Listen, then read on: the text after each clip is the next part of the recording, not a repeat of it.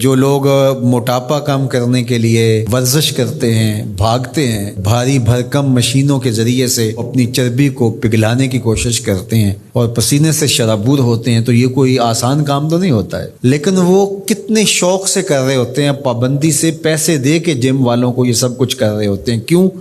کہ انہیں پتہ ہے کہ جسم کی فاضل چربی جو ہے اور اضافی مادہ جات جو ہیں وہ ختم ہو رہے ہیں اور میرا جسم توانا، چست اور تندرست ہو رہا ہے، تو وہ اس سختی کو پیسے دے کر بھی گوارا کرتے ہیں۔ اور ہمیں اگر یہ محسوس ہو جائے کہ یہ لوگوں کے تلخ رویے، لوگوں کی باتیں اور یہ آنے والی تکلیفیں، یہ بیماریاں، یہ سب کچھ ہمارے گناہ گھٹاتی ہیں، تو ہم تو پیسے دے کے لوگوں کو کہیں کہ لوگ ہمیں تنگ کریں اور ہمارے گناہ مٹ جائیں۔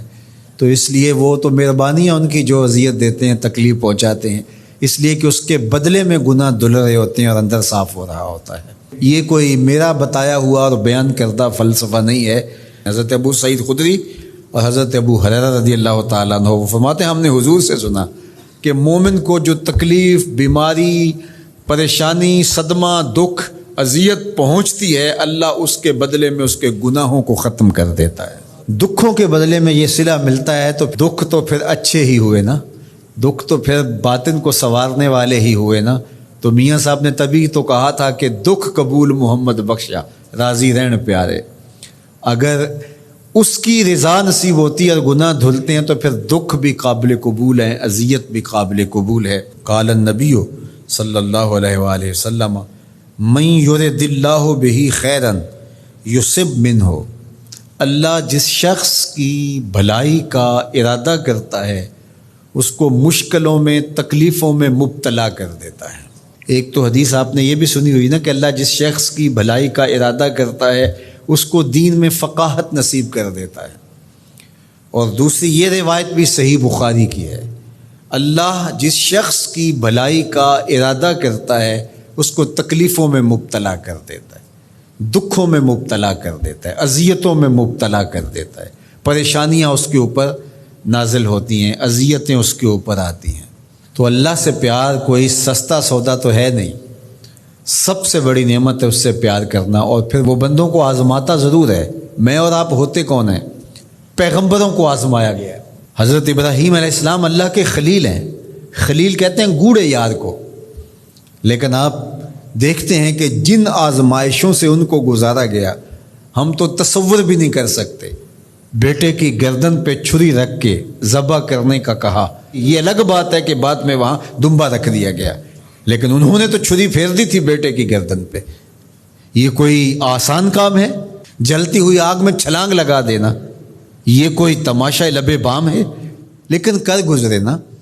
یاری تیری سونا پر ازمیشاں تیریاں اگ، سونا پرکھیا جاوندا ہے نال اگاں دے لگ۔ سونے کو پرکھنے کے لیے خالص ہے کہ نا خالص ہے، آگ میں ڈالا جاتا ہے۔ تو زندگی میں جو تلخیاں، تکلیفیں، اذیتیں، پریشانیاں، دکھ، مصائب، آلام، کمزوریاں، محرومیاں، بیماریاں اور دقتیں، ٹینشنیں، پریشانیاں، اپنوں بیگانوں کی طرف سے پہنچائی جانے والی اذیتیں، لوگوں کے کھردرے رویے، سخت بے مروتیاں، بے وفائیاں اور موسموں کے تغیر و تبدل کی وجہ سے جو اثرات مرتب ہوتے ہیں، اور ہماری معاشرتی ناہمواریوں کی وجہ سے جن تکلیفوں کو آئے روز ہمیں سہنا پڑتا ہے، گلی سے گزرتے ہوئے لوگوں کے رویے اور جو کچھ ہے، ان سب چیزوں کو آپ جو ہے وہ صبر کے ساتھ برداشت کرتے ہوئے آگے بڑھیں اور اپنا مطمع نظر اللہ کی رضا کو رکھیں گے تو اس کا لازمی نتیجہ یہ ہے کہ اللہ اس کے بدلے کے اندر آپ کو بہتر صلہ عطا فرمائے گا، بہتر اجر عطا کرے گا۔ لیکن اگر فرض کرو یہ ساری چیزیں آپ برداشت نہیں کریں گے تو آنے والی بیماریوں کو، پریشانیوں کو، موسم کی شدتوں کو آپ روک بھی نہیں پائیں گے، لیکن آپ جو ہے وہ مجموعہ اذیت بن جائیں گے۔ آپ ہر وقت اپنے آپ سے ہی تنگ رہیں گے اور اجر سے بھی محروم رہیں گے۔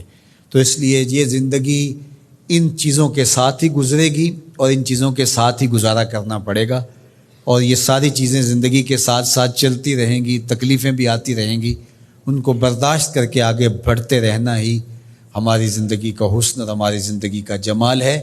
لَقَدْ خَلَقْنَا الْإِنسَانَ فِي قَبْضٍ، انسان کو پیدا ہی مشقت میں رہتا کیا گیا ہے، لیکن اس کے باوجود جب وہ ان ساری چیزوں کو اللہ کی رضا کے لیے گوارا کرتا ہے کہ کوئی بات نہیں، یہ سب کچھ میرے مالک کی طرف سے ہے اور یہ میری زندگی کے سسٹم کا حصہ ہے، اور وہ آگے بڑھتا چلا جاتا ہے، تو زندگی اس کے لیے آسان ہوتی چلی جاتی ہے۔ ورنہ زندگی اتنی تلخ کہ قدم نہیں اٹھایا جاتا، اور ہر وقت بندہ ان مصائب سے نکلنے نہیں پاتا۔ یہاں زندگی کی جو تلخیاں ہم دیکھ رہے ہیں، راستے میں پڑے ہوئے کوڑے کے ڈھیر، ابلتے ہوئے گٹر، اور جس طرح لوگوں نے تھڑیاں بڑھائی ہوئی ہوتی ہیں، اور جس طرح لوگوں کے رویے ہوتے ہیں، اور جس طرح جو ہے وہ لوگ رستے کے اندر چیزیں کھڑی کر کے چلے جاتے ہیں، اور لوگوں کے اس وقت ایک دوسرے کے خلاف نفرتوں سے سینے بھرے ہوئے، تو زندگی تو گزرے نا، اگر بندہ اس کو درگزر کرنے کا مزاج پیدا نہ کرے۔ لیکن ظاہر ہے حساس آدمی تو حساس ہی ہوتا ہے، ان تکلیفوں کا اثر تو دل پہ پڑتا ہے، لیکن اس کا جواب نہیں دیتا۔ تو جب جواب نہیں دیتا ہے تو میرے حضور نے کتنی خوبصورت بات فرمائی، اللہ اس ایک ایک آنے والی تکلیف کے بدلے میں اس کے گناہوں کو دھو ڈالتا ہے۔ گناہ بھی ہمارے تھوڑے نہیں ہیں، تو میں سمجھتا ہوں کہ جس طرح زندگی ہماری کٹ رہی ہے، گزر رہی ہے، میرے مالک نے ہماری معافی کے راستے بھی بڑے رکھے ہوئے ہیں۔